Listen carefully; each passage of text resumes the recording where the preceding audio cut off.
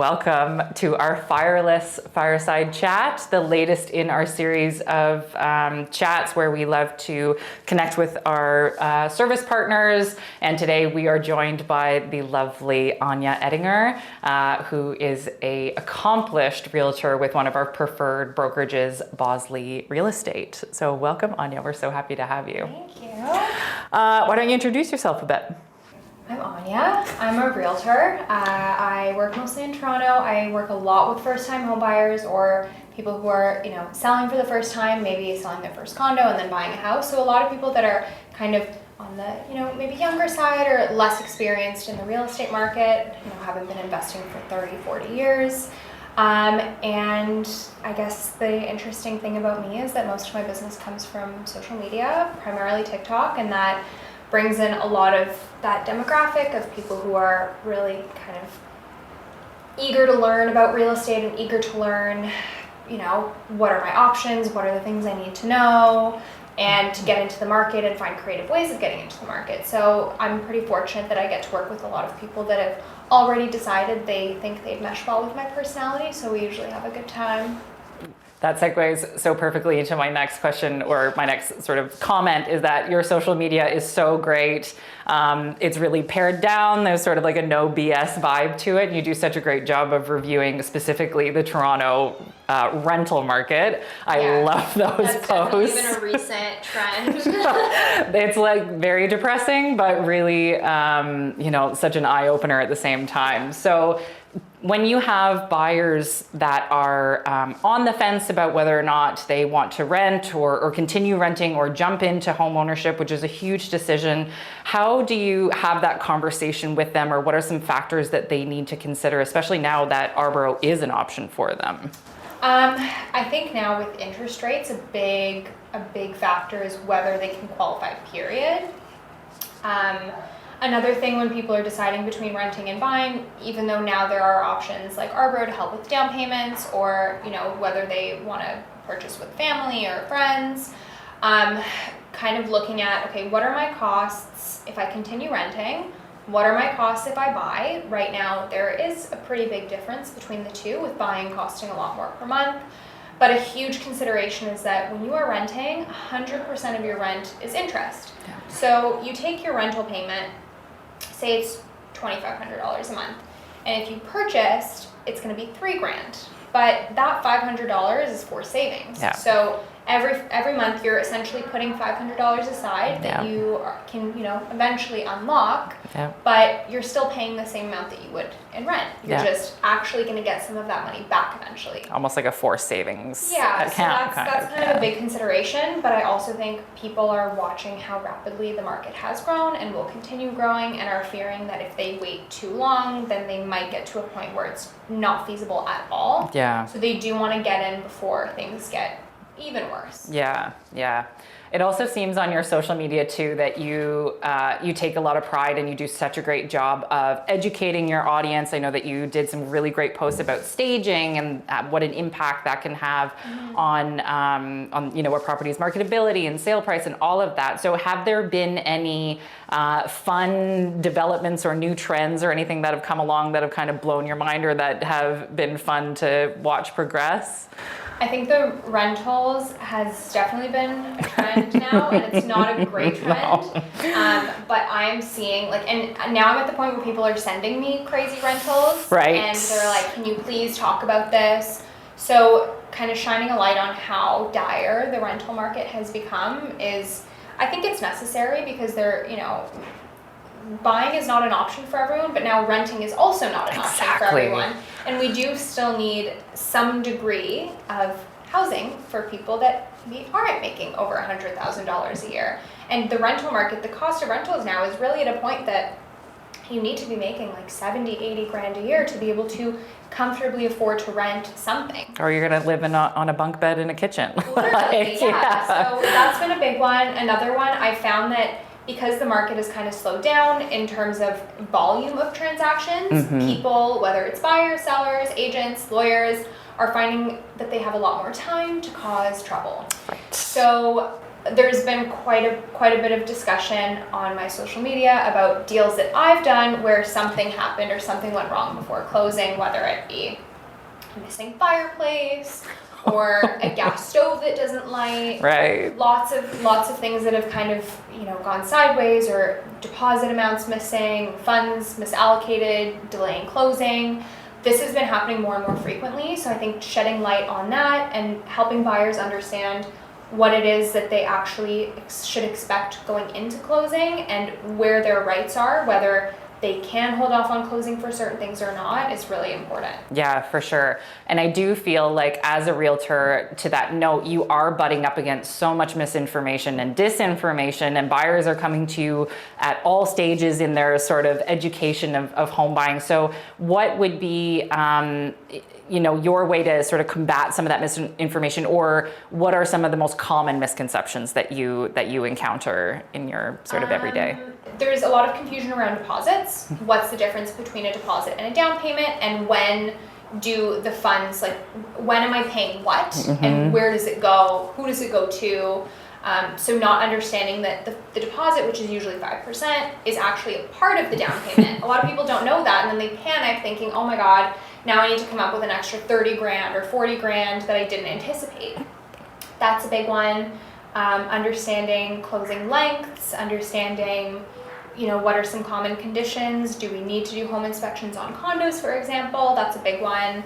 And even some buyers that, don't know how it is that realtors get paid, and whether they are going to be, obligated to cover the cost, or whether it's the sellers that will pay. So those are some pretty big ones. Yeah, for sure. And we encounter that too on our side. And no matter how many times you kind of walk them through it until they're in the thick of it, it doesn't quite get absorbed. So you do have to wear so many hats as a realtor, where you are a therapist, a handholder, a parent. There's a lot of jobs. Managing the outside opinions, who are the decision makers, our parents involved, our friends involved, our partners involved. Yes. And trying to make sure that everyone who is involved and has a say is feeling like they completely understand what's going on. For sure. It's such a huge job. So then on that note, how do you feel like buyers can best prepare themselves before they jump into that, even just the start of their home ownership journey? I do think that having a conversation with a realtor is a really big deal. And I know there are buyers that worry about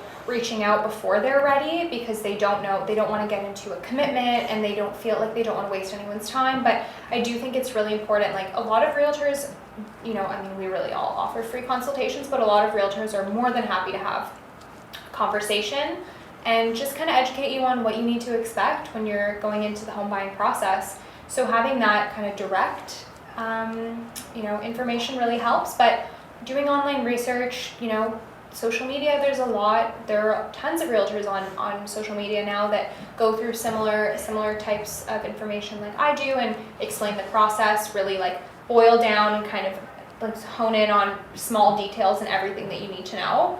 But yeah, just try to do some research. Yeah. Don't feel pressured to come prepared when you meet with a realtor. For sure. Yeah. And I feel like that's where your social media is so great, because in a sea of this saturated market of realtors, there is something that is very genuine about your posts, and not so self-serving, or maybe it doesn't feel quite so salesy. It feels more like you're just trying to educate whoever is in your audience. And I'm sure that's very much appreciated by whoever is watching it, for sure. Okay, so then once a home buyer has successfully purchased a home, what are some things that they can do to increase its value? Basements are huge. If you buy a house with an unfinished basement, finishing it will go a long way.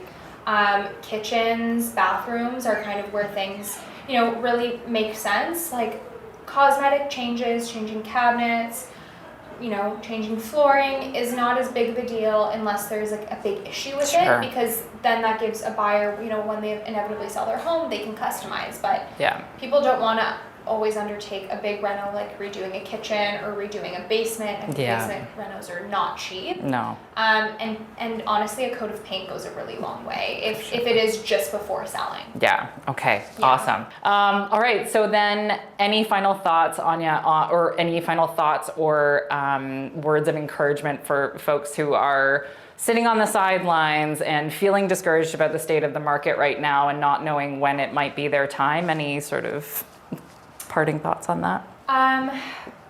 Right now is, aside from a tough interest rate landscape, right now is actually a great time for buyers because there is a lot of inventory and there are a lot of options.